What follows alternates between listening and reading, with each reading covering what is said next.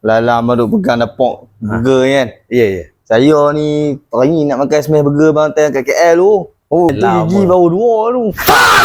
2011, 2012 punya pengalaman, Mat. Oh, teringin nak makan smash burger. Teringin, jangan smash saya dah. Oh, tak ada, Mat. Smash burger dekat sini, harga dia kau-kau. Okey, jom kita tengok cara kita buat smash burger.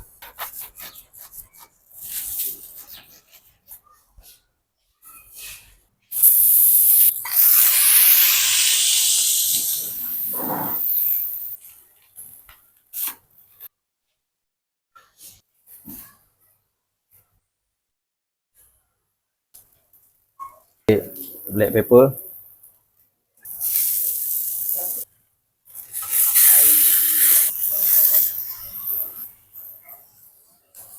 Teh.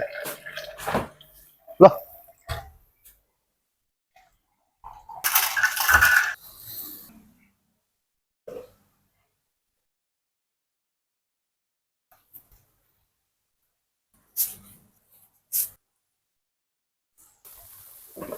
Kan famous tak? Pak Tam mudah terkenik. Saya tu buat dalam ni Clash Royale. Oh, barang tu. Mat, dah siap dah, Mat. Smash burger yang anda idam-idamkan ni, Mat. Untuk promosi di Yazid Burger, smash burger ni sekali dengan wedges kami bagi, sekali dengan teh ais. Berapa hang nak, Mat?